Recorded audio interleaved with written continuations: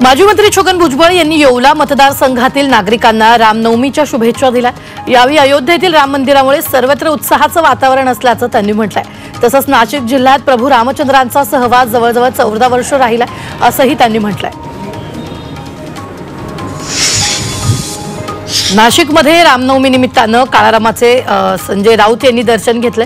राऊतांसोबत खासदार राजाभाऊ वाजे आणि इतर पदाधिकारी उपस्थित होते।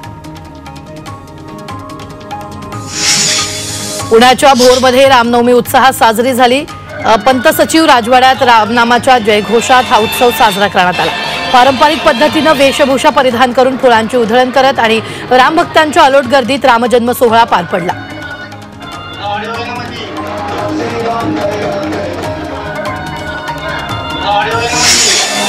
शहापूरमधील शिवाजीनगरमध्ये कृष्ण मंदिरात रामनवमी निमित्तानं महाआरती करण्यात आली। यावेळी विविध धार्मिक कार्यक्रम आयोजन करण्यात आले। तसंच मंदिरात भाविकांची मोठ्या संख्येने गर्दी झाली होती।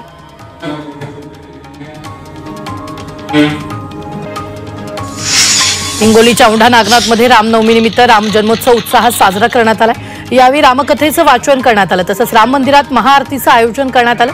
महाआरतीला मोठ्या संख्येने भाविकांची उपस्थिती होती।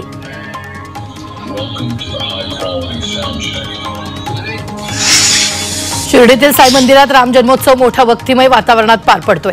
चांदीच्या पाळण्यात प्रभू रामचंद्राची प्रतिमा ठेवून पाळणा हलवून रामजन्माचं स्वागत करण्यात आलं। यावेळी भाविकांची मोठी गर्दी झाली।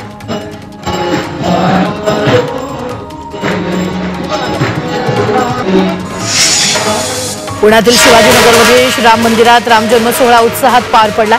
रामनवमीच्या निमित्तानं मंदिरामध्ये फुलांची सजावट करण्यात आली। तर रामनवमीच्या मुहूर्तावर महिलांनी प्रभू रामचंद्राचा पाळणा गाऊन जन्मोत्सव साजरा केला।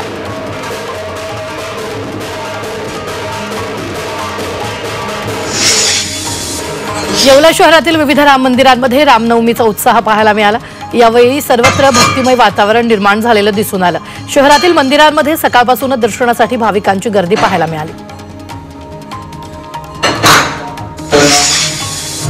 अकोल्यात रामनवमी निमित्त शहरात बाईक रॅलीचं आयोजन करण्यात आलं। राजेश्वर मंदिर परिसरातून रॅलीची सुरुवात करण्यात आली। यावेळी संपूर्ण परिसर भगवामय झाला होता। नांदेडमध्ये रामनवमी निमित्तानं पोलिसांचा मोठा बंदोबस्त तैनात करण्यात आलाय। शहरात मोठी शोभायात्रा निघणार आहे, त्यासाठी परिसरात नजर ठेवण्यासाठी 100 सीसीटीव्ही कॅमेरे बसवण्यात आले। त्याचबरोबर शोभायात्रा शांततेत काढावी असं आवाहन यावेळी पोलीस अधीक्षकांनी केलं। रायगडमध्ये मोठ्या उत्साहात रामनवमी साजरी करण्यात येते। अलिबागमध्ये श्रीराम मंदिरात ब्राह्मण उत्कर्ष मंडळाकडून राम जन्माचा सोहळा पार पडला। यावेळी संपूर्ण परिसरात भक्तिमय वातावरण निर्माण झालं। तर जय श्रीरामचा जयघोष करत भाविक मोठ्या संख्येनं या उत्सवात सहभागी झाले।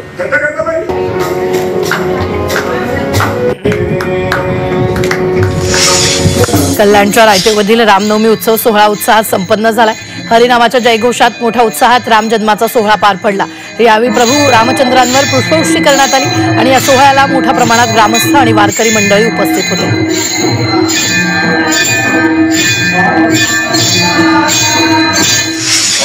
अकोल्यातील श्रीराम मंदिरात राम जन्मोत्सव मोठ्या उत्साहात साजरा करण्यात आला। रामनवमी निमित्तानं मंदिरात आकर्षक सजावट करण्यात आली। या राम मंदिरात रामाची मूर्ती शेगावचे संत गजानन महाराजांच्या हस्ते स्थापन केली होती।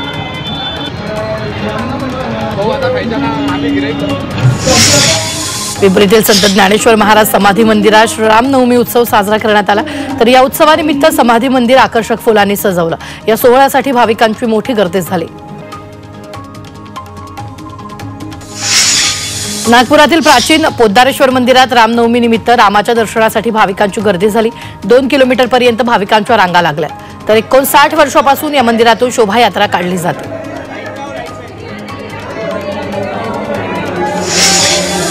कर्जतमध्ये प्रभू रामाच्या मूर्तीचा अभिषेक आणि होम हवन सोहळ्याचं आयोजन करण्यात आलं। आमदार महेंद्र थोरवे यांच्या संकल्पनेतून हा सोहळा पार पडला। यावेळी संपूर्ण परिसरात भक्तिभाव, सात्विकता आणि दिव्यतेचं वातावरण निर्माण झालं।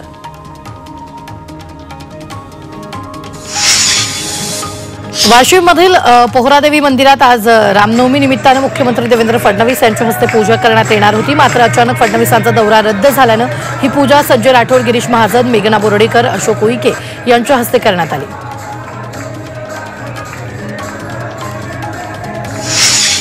वसईतील भातानी गावात रामनवमीच्या निमित्तानं चित्रकार कौशिक दिलीप जाधव यांनी रामफळाच्या पानावर प्रभू रामाचं चित्र रेखाटलं। वसईत रामनवमी मोठ्या उत्साहात साजरी होते। याच पार्श्वभूमीवर कलाशिक्षक कौशिक जाधव यांनी ही अनोखी कलाकृती सादर केली।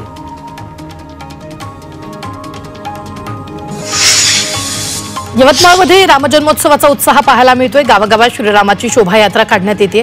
पारंपरिक वेशभूषा परिधान करत शेकडो ग्रामभक्तांनी या शोभायात्रेत सहभाग घेतला। सांगलीच्या पलूस तालुक्यातील नागाटणे इथल्या नागेश्वर भैरवनाथ यात्रा मोठ्या उत्साहात संपन्न झाला। यात्रेच्या निमित्तानं गुलाब आणि खोबऱ्यांची उधळण करण्यात आली। मानाच्या सासन काठी आणि देवाच्या पालखी भेटीचा सोहळा उत्साहात पार पडला। अमरावती जिल्ह्यातील तळेगाव दशासरमध्ये घाटेश राम मंदिरात रामजन्माचा उत्सव साजरा होतो। यंदाचे या उत्सवाचं 102वे वर्ष आहे। कलश स्थापनानं राम मंदिरात सप्ताहाला सुरुवात झाली। यावेळी रामरक्षा पठणासह विविध धार्मिक कार्यक्रम आयोजित करण्यात आले। चंद्रपुरातील देवी महाकालीच्या ऐतिहासिक यात्रेची सुरुवात झाली। रामनवमीनिमित्त परिसरात यात्रा भरवण्यात आली। या शोभायात्रेत माता महाकालीच्या रथयात्रेचं पूजन करण्यात आलं।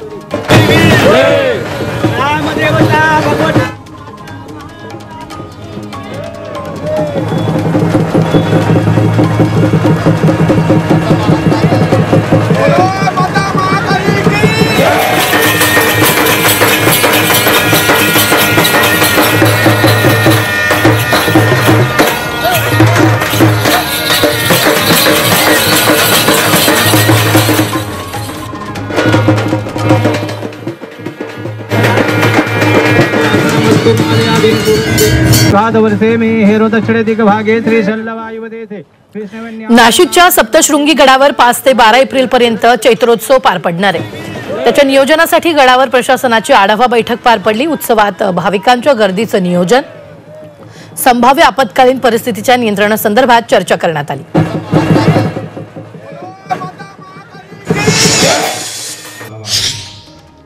ठाण्यात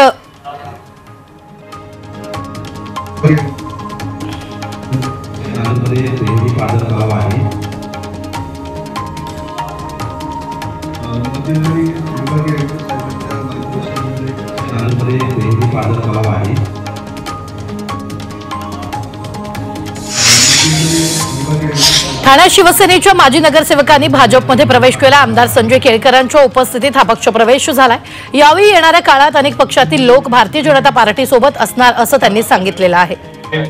भारतीय जनता पार्टीमध्ये नाशिकमध्ये अखिल भारतीय संत समितीची कुंभमेळ्याच्या पार्श्वभूमीवर बैठक झाली आहे। गोहत्या बंदी कायदा लागू करावा, कुंभमेळ्याच्या पार्श्वभूमीवर साधू संतांची राहण्याची व्यवस्था करावी, अशा विविध मागण्या प्रशासनाकडे करण्यात आल्या। यावेळी साधू संत बैठकीला उपस्थित होते।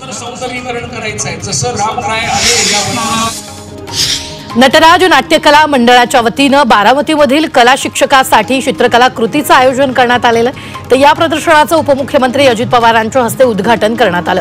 यावेळी एका चित्रकारानं अवघ्या काही क्षणात अजित पवारांची हुबेहूब प्रतिमा रेखाटली। अजित पवारांनीही या कला शिक्षकाचं कौतुक केलं। लोणावळ्यात राष्ट्रीय कोळी महासंघाची कार्यकारिणी बैठक पार पडली। विधान परिषदेचे आमदार रवींद्र पाटील यांच्या अध्यक्षतेखाली ही महत्त्वपूर्ण बैठक पार पडली।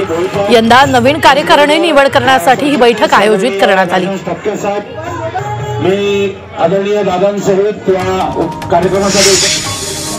सांगलीत कृषी मंत्री माणिकराव कोकाटे यांच्या विरोधात स्वाभिमानी शेतकरी संघटनेनं आंदोलन केले। कोकाटेंच्या पुतळ्याचं दहन करत जोरदार घोषणाबाजी करण्यात आली। कोकाटेंनी शेतकऱ्यांच्या बाबतीत केलेल्या वादग्रस्त विधानाचे सांगलीत संतप्त पडसाद उमटले।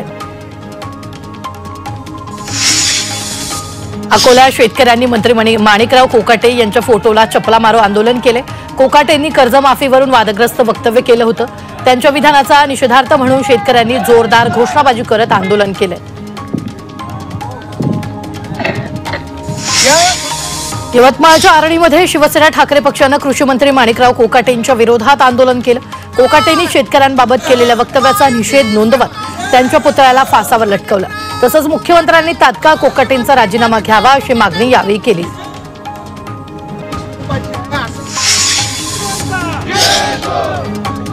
सोलापुरात शिवसेना ठाकरे पक्षानं कृषी मंत्री माणिकराव कोकाटे यांच्या विरोधात आंदोलन केलं। त्यांच्या वक्तव्याचा निषेध नोंदवत माणिकराव कोकाटेंना काळं फासण्याचा इशारा यावेळी ठाकरे पक्षाच्या कार्यकर्त्यांनी दिला।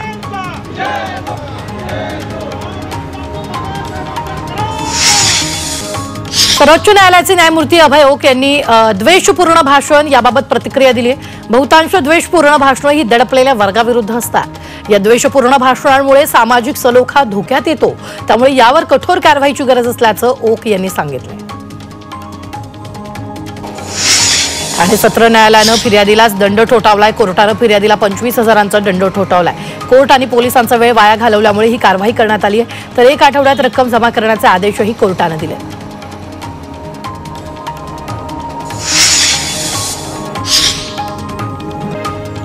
कल्याण तालुक्याच्या ग्रामीण भागातील रेवती ग्रामपंचायतीचे सरपंच पूजा जाधव यांच्या विरोधात अविश्वास ठराव मंजूर झालाय।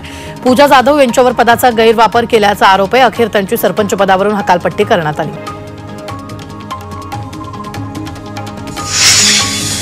लातूरच्या मनपा आयुक्तांनी आत्महत्येचा प्रयत्न केला। राहत्या घरी त्यांनी स्वतःवर गोळ्या झाडल्यात। यामध्ये आयुक्त गंभीर जखमी झालेत। आत्महत्येच्या प्रयत्नांमागचं कारण अद्याप अस्पष्ट आहे। सोलापुरातील माळशिरसमध्ये पाणी टंचाईची समस्या भेडसावू लागली आहे। बचेरी, गारवाड, सुळेवाडी आणि मगरवाडी गावात टँकरनं पाणी पुरवठा सुरू करण्यात आलाय। यावर्षी जनजीवन मिशनमुळे टँकरपासून गावांची सुटका होईल अशी आशा ग्रामस्थांना होती, मात्र योजना अपूर्ण राहिल्यानं नागरिकांना टँकरच्या पाण्यावर तहान भागवावी लागली। पुण्यातील आंबेगावमध्ये जीबीएसमुळे एकाचा मृत्यू झालाय। घोडेगाव इथं राहणाऱ्या रुग्णावर उपचार सुरू होते। हा जीबीएसचा रुग्ण घोडेगाव इथं ज्या ठिकाणी राहत होता त्या भागाची आरोग्य विभागाच्या माध्यमातून पूर्ण तपासणी करण्यात आली। या भागातील पाण्याचे नमुनेही तपासणीसाठी पाठवण्यात आले।